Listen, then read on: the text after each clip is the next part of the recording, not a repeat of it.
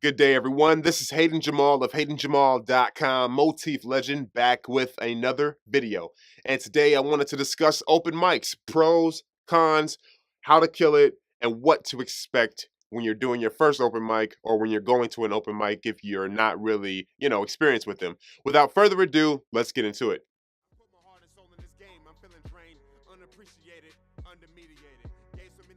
Pro number one, and that is you get to practice performing. Now, if you're a person who says, hey, I've got a bunch of fans, I don't need to perform in front of a bunch of different artists or whatever, I want you to really take yourself out of that mindset really quick and hear me out. I don't care how experienced you are, I don't care how good you are, you think at performing, you still need to practice. Think about this. Think of your favorite comedian, Dave Chappelle, Jerry Seinfeld, Kevin Hart. Before they go on this big arena tour or something like that, they go to small comedy clubs. Why do they do that? They try new jokes, they try new material. It really allows them to hone their crafts a whole lot better so that by the time they get to the big stage, they are so much more prepared and practiced through that they're able to really kill it. So practicing your performance is definitely pro number one. Pro number two, and this is just to me, it gives you an opportunity to see where your local fans might be in the city. If you are a person who's in Atlanta like myself, or any city really, and you say that you have fans there, well, see if you can get certain fans of yours to come see you at your open mics. This will give you an opportunity to see what you're able to bring to a venue. If you're able to bring 30, 40, or 50 heads to a venue, then I would say, hey, you don't really need to do open mics. You should probably do your own showcase, and it'll give you some kind of idea of what you can bring out. That is pro number two. Pro number three is definitely exposure and to a myriad of different people. You're going to have people at these open mics who are producers,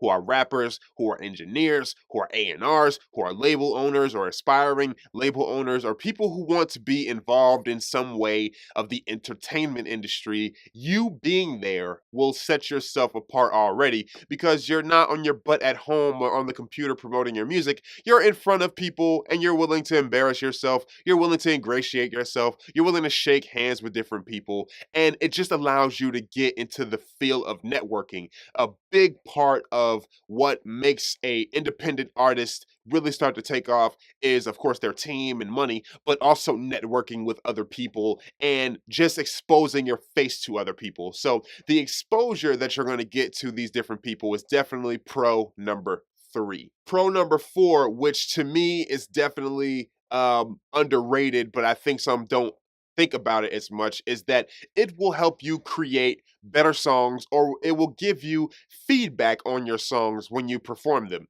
It's different performing, in front of people versus, listening to music on an iPod, right? Everything sounds good in here, but in terms of creating the music and getting the engineering right, if your performance mix doesn't sound right, hey, maybe you need to change an engineer.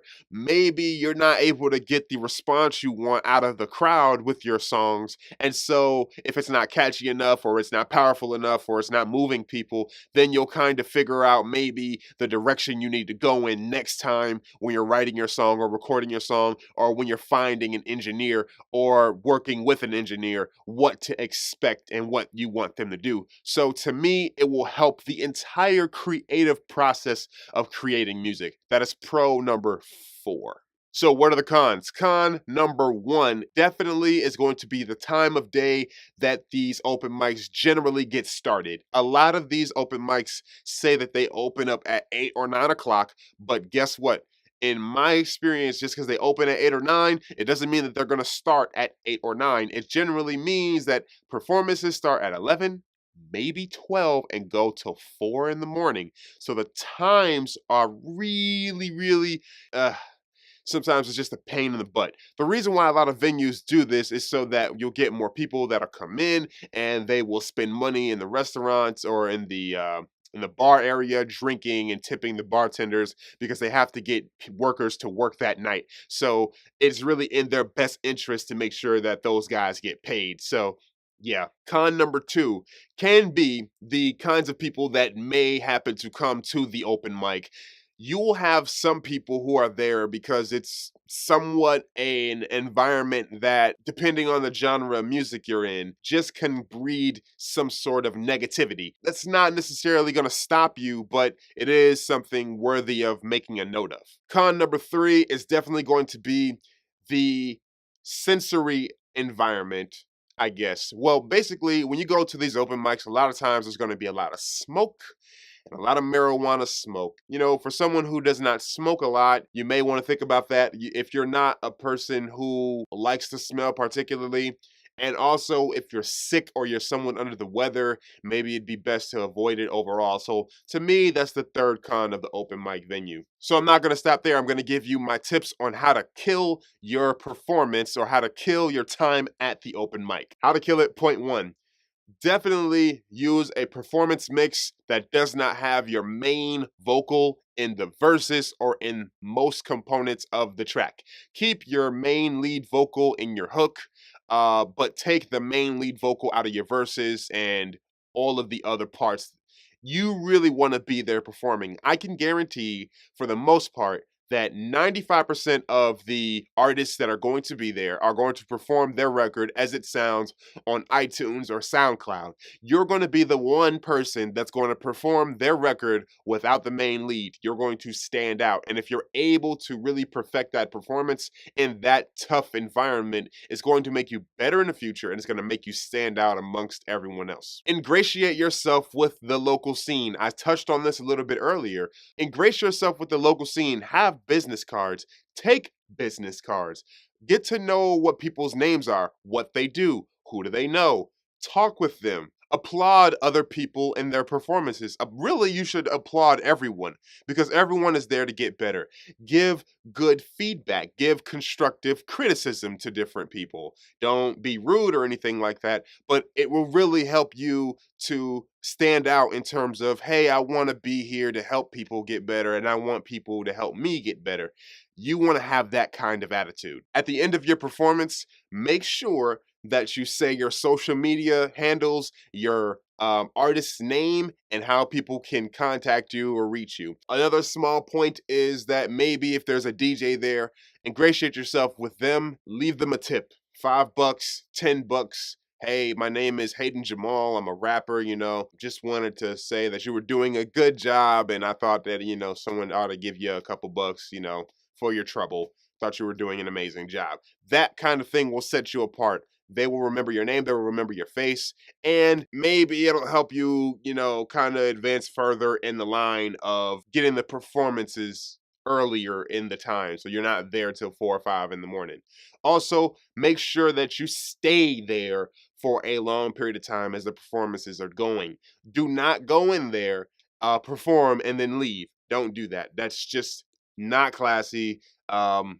You want to stay there. You also are missing out on networking opportunities if you leave early. So stay there for the majority, if not all, of the performances before you and after you. A couple of other points I would say: be prepared. Make sure that you have your music on a flash drive, a CD, on your phone, have a USB cord for your smartphone, have it in Google Drive, have it in different drives or have an external hard drive. Just make sure that you have backup plans to your backup plan to your backup plan to get your performance mix out. I would say for your open mic, have at least $20 to $40 of cash money. This is to tip your bartender. This is also to tip the DJ and maybe the host, not Cash App, not credit card, cash money. They can put it in their pocket right there. Another tip, big one: if you can get a recording of your performance, do it. You got your smartphone, whip it out. If you have a DSLR camera, whip it out. Like, bring someone with you if possible to record your performance. The more footage you have, the better you're going to be able to market yourself on social media and all of these different things. If you're able to go live on Facebook or on Twitter or whatever, do that. Make sure you have a copy of your performance on video. Also, the reason why is because you want to be able to see from a third party perspective or from a third eye view perspective how you're looking when you're performing. If maybe you're thinking, man, I don't really think I killed it at all, but you look on the on the video and hey, you actually look really good up there. You look natural. Then guess what? You know exactly what to do even better next time because you're not just going from the perspective of your own motions or your own ideas. You're going from what the camera showed, and that's important. Last bit of information, you want to avoid performing any music that isn't readily available and isn't mixed and mastered or mixed properly. Do not do that. Like, I cannot stand that. If the music is not available, then don't perform it. It's just that simple. If someone comes up to you and says, hey, what's your Spotify? I want to check that song out. I really like it. And you don't have it. Well, guess what? You just lost a fan just that quick. And people are fickle. You know why? Because you may not have it on Spotify, but the person who performed next that they like has it on Spotify. And guess what? Now they've made a fan and you didn't. And you're just out of luck. So make sure that whatever you perform is readily available, ready for everyone to use and easily accessible on their favorite streaming platforms. Last thing you want to make sure that you avoid is trying so hard. Do not perform your song like you are a rock star because you're not. Don't put all of that energy into your song because guess what? Yes, you may have a couple of people who appreciate it, but most of the people are going to already be apprehensive about you. And so you are not there to act like it's a party around your music because it's not a party around your music. You're there to practice and sharpen your skills. So don't perform so hard in which you're damn near throwing your voice out. And by the time you get to the second or third verse, you don't have nothing left in your voice box. Just take it easy, perform well, give some good energy, and you'll be fine. This is Hayden Jamal of HaydenJamal.com, Motif Legend. I'm a rapper and a songwriter. Please follow me on Twitter and Instagram, also Spotify. The links are in the description below. Make sure that you also subscribe to the channel for more content. If you have any ideas for different video topics you would like for me to touch on, please let me know in the comments section. Remember to be the dream, stop dreaming. Oh yeah, and subscribe one more time. Trouble around with hairlines, kill that talk about receding. He might think, then when he catches that double meaning, he'll LOL and have no choice but to retweet it. I'm hopeful and believe it. God damn it, I see it, I speak it into existence. I had a premonition, I'd be great, you had suspicion. But flip the connotation, I'm wondering what's the difference. Think logic for liking my intermission over Twitter, the start of something bigger.